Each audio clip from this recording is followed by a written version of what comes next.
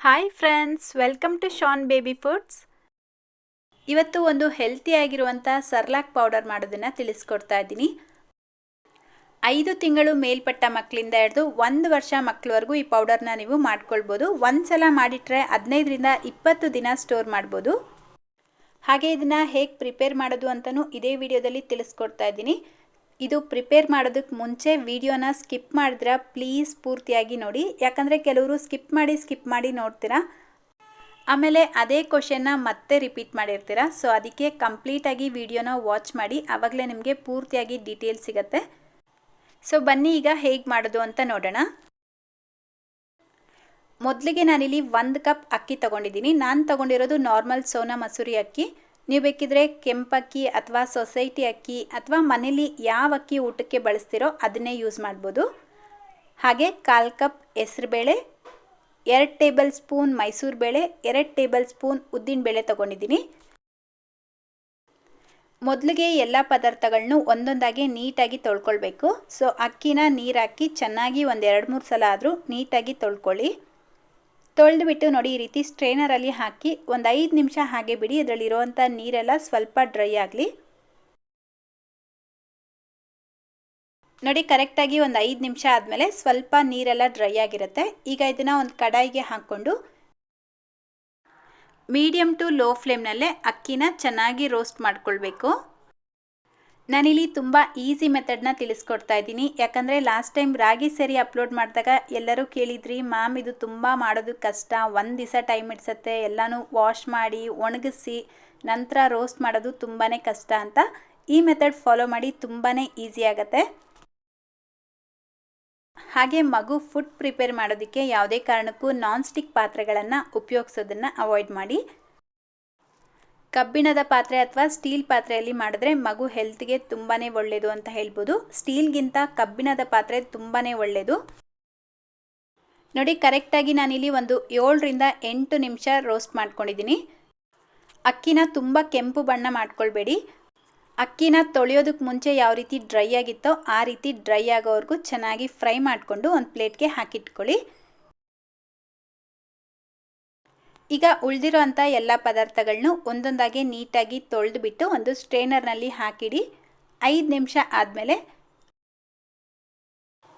ಅಕ್ಕಿನ ಯಾವ ರೀತಿ ರೋಸ್ಟ್ ಮಾಡ್ಕೊಂಡ್ರೋ ಅದೇ ರೀತಿ ಇದನ್ನು ಲೋ ಟು ಮೀಡಿಯಮ್ ಫ್ಲೇಮಲ್ಲಿ ರೋಸ್ಟ್ ಮಾಡ್ಕೊಳ್ಬೇಕು. ನಾನಿಲ್ಲಿ ಸ್ವಲ್ಪ ಕ್ವಾಂಟಿಟಿಯಲ್ಲಿ ಮಾಡಿ ತೋರಿಸ್ತಾ ಇದ್ದೀನಿ. ನೀವು ಬೇಕಿದ್ರೆ ಜಾಸ್ತಿ ಕ್ವಾಂಟಿಟಿಯಲ್ಲೂ ಮಾಡಿ ಮಿಲ್ಗೆ ಕೊಟ್ಟು ಪೌಡರ್ ಮಾಡಿಸ್ಕೊಂಡು ಬರ್ಬೋದು. ನೋಡಿ, ಈ ರೀತಿ ಚೆನ್ನಾಗಿ ರೋಸ್ಟ್ ಮಾಡ್ಕೊಳ್ಬೇಕು. ಸ್ವಲ್ಪನೂ ನೀರು ಇಲ್ಲದೆ ಇರೋ ರೀತಿ ಚೆನ್ನಾಗಿ ರೋಸ್ಟ್ ಮಾಡಿಕೊಂಡು 1/2 ಟೀ ಸ್ಪೂನ್ ಜೀರಿಗೆ ಹಾಕ್ಕೊಂಡು ಮತ್ತೆ 1 ಸೆಕೆಂಡ್ ರೋಸ್ಟ್ ಮಾಡ್ಕೊಳ್ಳಿ. ಜೀರಿಗೆ ಹಾಕೋದ್ರಿಂದ ಮಗುಗೆ ಚೆನ್ನಾಗಿ ಜೀರ್ಣ ಆಗುತ್ತೆ. ನೋಡಿ, ಈ ರೀತಿ ರೋಸ್ಟ್ ಮಾಡಿಕೊಂಡು ಒಂದು ಪ್ಲೇಟ್ಗೆ ಹಾಕ್ಕೊಳ್ಳಿ. ಇದು ಪೂರ್ತಿಯಾಗಿ ತಣ್ಣಗಾದ್ಮೇಲೆ ಒಂದು ಮಿಕ್ಸಿ ಜಾರ್ಗೆ ಹಾಕ್ಕೊಂಡು ನುಣ್ಣಗೆ ಪೌಡರ್ ಮಾಡ್ಕೊಳ್ಬೇಕು. ನಾನು ಆಗಲೇ ಹೇಳಿದ್ದೀನಿ, ನೀವು ಜಾಸ್ತಿ ಕ್ವಾಂಟಿಟಿಯಲ್ಲಿ ಮಾಡೋ ಹಾಗಿದ್ರೆ ಮಿಲ್ಗೆ ಕೊಟ್ಟು ಪೌಡರ್ ಮಾಡಿಸ್ಕೊಂಡು ಬರ್ಬೋದು.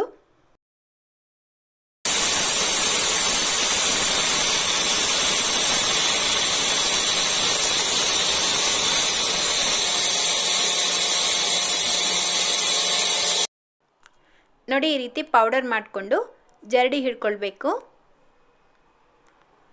ಈ ರೀತಿ ಜರಡಿ ಹಿಡ್ಕೊಳ್ಳೋದ್ರಿಂದ ಫೈನಾಗಿರೋವಂಥ ಪೌಡರ್ ಸಿಗುತ್ತೆ. ಈ ಉಳಿದಿರೋ ಅಂಥ ತರಿ ಏನಿದೆ ಇದನ್ನು ಮತ್ತೆ ಮಿಕ್ಸಿ ಜಾರ್ಗೆ ಹಾಕ್ಕೊಂಡು ಮತ್ತೆ ಫೈನಾಗಿ ಪೌಡರ್ ಮಾಡ್ಕೊಳ್ಬೇಕು.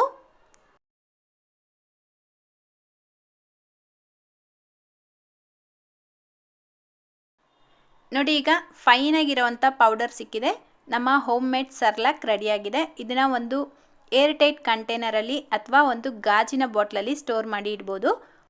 ಹೊರಗಡೆ ಇಡೋ ಹಾಗಿದ್ರೆ ಒಂದು 15ರಿಂದ 20 ದಿನ ಸ್ಟೋರ್ ಮಾಡ್ಬೋದು. ನೀವು ಫ್ರಿಜ್ಜಲ್ಲಿ ಇಡೋ ಹಾಗಿದ್ರೆ 1 ತಿಂಗಳಿಂದ 1.5 ತಿಂಗಳವರೆಗೂ ಸ್ಟೋರ್ ಮಾಡ್ಕೊಳ್ಬೋದು. ಇದನ್ನು ನೀವು ಹೊರಗಡೆ ಹೋದಾಗ್ಲೂ ಟ್ರಾವೆಲ್ ಫುಡ್ಡಾಗಿ ಯೂಸ್ ಮಾಡ್ಬೋದು. ಬಿಸಿನೀರು ಜೊತೆಗೆ ಈ ಪೌಡರ್ ಕ್ಯಾರಿ ಮಾಡಿದ್ರೆ ಸಾಕು. 2 ಮಿಕ್ಸ್ ಮಾಡಿಬಿಟ್ಟು ಒಂದು 2 ಸೆಕೆಂಡ್ ಬಿಟ್ಟು ಪಾಪುಗೆ ಫೀಡ್ ಮಾಡ್ಬೋದು. ಬನ್ನಿ ಈಗ ಸರ್ಲಾಕ್ ಯಾವ ರೀತಿ ಪ್ರಿಪೇರ್ ಮಾಡೋದು ಅಂತ ತಿಳಿಸ್ಕೊಡ್ತೀನಿ. ಒಂದು ಪಾತ್ರೆಗೆ ಪ್ರಿಪೇರ್ ಮಾಡಿರುವಂಥ ಸರ್ಲಾಕ್ ಪೌಡರ್ 2 ಟೇಬಲ್ ಸ್ಪೂನ್ ಹಾಕ್ಕೊಳ್ತಾ ಇದ್ದೀನಿ. ಫಸ್ಟ್ ಟೈಮ್ ತಿನ್ನಿಸೋ ಹಾಗಿದ್ರೆ 1 ಟೀ ಸ್ಪೂನಿಂದ ಸ್ಟಾರ್ಟ್ ಮಾಡಿ. ಹಾಗೆ ಒಂದು ಚಿಟಿಕೆಯಷ್ಟು ಉಪ್ಪು ಹಾಕ್ಬಿಟ್ಟು 1 ಲೋಟ ನೀರು ಹಾಕ್ಕೊಂಡು ಗಂಟಿಲ್ಲದೆ ಇರೋ ಥರ ಮೊದಲು ಚೆನ್ನಾಗಿ ಮಿಕ್ಸ್ ಮಾಡ್ಕೊಳ್ಳಿ. ಹಾಗೆ ಸ್ವಲ್ಪ ಜನ ಕಾಮೆಂಟ್ ಮಾಡಿ ಕೇಳಿದ್ರಿ ಲಿಕ್ವಿಡ್ ಕನ್ಸಿಸ್ಟೆನ್ಸಿ ಅಂದರೆ ಯಾವ ಕನ್ಸಿಸ್ಟೆನ್ಸಿ ತಿಳಿಸ್ಕೊಡಿ ಅಂತ ಹೇಳಿಬಿಟ್ಟು. ಸೊ ಇದೇ ವಿಡಿಯೋದಲ್ಲಿ ಅದನ್ನು ತಿಳಿಸ್ಕೊಡ್ತಾ ಇದ್ದೀನಿ. ನೋಡಿ, ಈ ರೀತಿ ಚೆನ್ನಾಗಿ ಮಿಕ್ಸ್ ಮಾಡಿಬಿಟ್ಟು ಈ ಪಾತ್ರೆನ ಗ್ಯಾಸ್ ಸ್ಟವ್ ಮೇಲೆ ಇಟ್ಟು ಲೋ ಫ್ಲೇಮ್ನಲ್ಲೇ ಇದೇ ರೀತಿ ಮಿಕ್ಸ್ ಮಾಡ್ಕೊಳ್ತಾ ಒಂದು 5 ನಿಮಿಷ ಚೆನ್ನಾಗಿ ಬೇಯಿಸ್ಕೊಳ್ಬೇಕು. ನೀರು ಕ್ವಾಂಟಿಟಿ ಇಷ್ಟೇ ಹಾಕ್ಕೊಳ್ಬೇಕು ಅಂತ ಏನಿಲ್ಲ. ನಿಮಗೆ ಸ್ವಲ್ಪ ಲಿಕ್ವಿಡ್ ಕನ್ಸಿಸ್ಟೆನ್ಸಿ ಬೇಕು ಅನ್ನೋ ಹಾಗಿದ್ರೆ ನೀರು ಸ್ವಲ್ಪ ಜಾಸ್ತಿ ಕಡಿಮೆ ಹಾಕ್ಕೊಳ್ಬೋದು. ನೋಡಿ, ಲಿಕ್ವಿಡ್ ಕನ್ಸಿಸ್ಟೆನ್ಸಿ ಅಂದರೆ ಈ ರೀತಿ ಇರಬೇಕು. ಫಸ್ಟ್ ಟೈಮ್ ತಿನ್ನಿಸ್ತಾ ಇದ್ದೀರಾ ಅನ್ನೋ ಹಾಗಿದ್ರೆ ಇದೇ ಕನ್ಸಿಸ್ಟೆನ್ಸಿ ಇರಬೇಕಾದ್ರೆ ಗ್ಯಾಸ್ ಫ್ಲೇಮ್ನ ಆಫ್ ಮಾಡ್ಕೊಳ್ಳಿ. ಯಾಕಂದರೆ ಇದು ತಣ್ಣಗಾದ್ಮೇಲೆ ಒಂದು ಸ್ವಲ್ಪ ಗಟ್ಟಿಯಾಗುತ್ತೆ. ನೋಡಿ, ನೀವು ಆ ಕನ್ಸಿಸ್ಟೆನ್ಸಿ ಇರಬೇಕಾದ್ರೆ ಆಫ್ ಮಾಡಿಕೊಂಡ್ರೆ ತಣ್ಣಗಾದ್ಮೇಲೆ ಇಷ್ಟು ಗಟ್ಟಿಯಾಗಿರುತ್ತೆ. ಈ ಕನ್ಸಿಸ್ಟೆನ್ಸಿನೇ ಲಿಕ್ವಿಡ್ ಕನ್ಸಿಸ್ಟೆನ್ಸಿ. ಇದೇ ರೀತಿ ನೀವು ಫಸ್ಟ್ ಟೈಮ್ ತಿನ್ನಿಸೋ ಹಾಗಿದ್ರೆ ಪಾಪುಗೆ ತಿನ್ನಿಸ್ಬೇಕು. ಸೊ ನಾನೀಗ ಈ ಸ್ಟೇಜಲ್ಲಿ ಗ್ಯಾಸ್ ಫ್ಲೇಮ್ನ ಆಫ್ ಮಾಡ್ಕೊಳ್ತಾ ಇದ್ದೀನಿ. ಇದು ತಣ್ಣಗಾದ್ಮೇಲೆ ನೋಡ್ಬೋದು ಇಷ್ಟು ಗಟ್ಟಿಯಾಗಿರುತ್ತೆ. ನೀವು ಇದನ್ನು ಹಾಗೆ ಬೇಕಿದ್ರೂ ತಿನ್ನಿಸ್ಬೋದು ಅಥವಾ ಬನಾನಾ ಬೇಕಿದ್ರೆ ಮ್ಯಾಶ್ ಮಾಡಿಬಿಟ್ಟು ಇದರಲ್ಲಿ ಹಾಕಿ ತಿನ್ನಿಸ್ಬೋದು. ನಾನಿದರಲ್ಲಿ ಸ್ವಲ್ಪ ತುಪ್ಪ ಬೆರೆಸ್ಬಿಟ್ಟು ತಿನ್ನಿಸ್ತಾ ಇದ್ದೀನಿ. ಪ್ರತಿದಿನ 1 ಟೈಮ್ ತಿನ್ನಿಸ್ಬೋದು. ತಿನ್ನಿಸೋ ಹಾಗಿದ್ರೆ ಬೆಳಿಗ್ಗೆ ಅಥವಾ ಮಧ್ಯಾಹ್ನ ಟೈಮಲ್ಲಿ ತಿನ್ನಿಸಿ.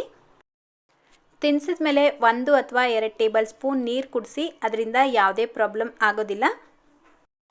ಹಾಗೆ ನೆಕ್ಸ್ಟ್ ಬರೋ ಅಂಥ ವಿಡಿಯೋದಲ್ಲಿ ಇದೇ ಸೆರೆಲ್ಯಾಕ್ ಪೌಡರ್ನ ಉಪಯೋಗಿಸ್ಕೊಂಡು ಬೇರೆ ಯಾವ ರೀತಿಯ ಆಹಾರಗಳನ್ನು ರೆಡಿ ಮಾಡ್ಕೊಳ್ಬೋದು ಅಂತ ತಿಳಿಸ್ಕೊಡ್ತಾ ಇದ್ದೀನಿ. ಸೊ ಮೊದಲಿಗೆ ಈ ಸೆರೆಲ್ಯಾಕ್ ಪೌಡರ್ನ ರೆಡಿ ಮಾಡಿಟ್ಕೊಳ್ಳಿ.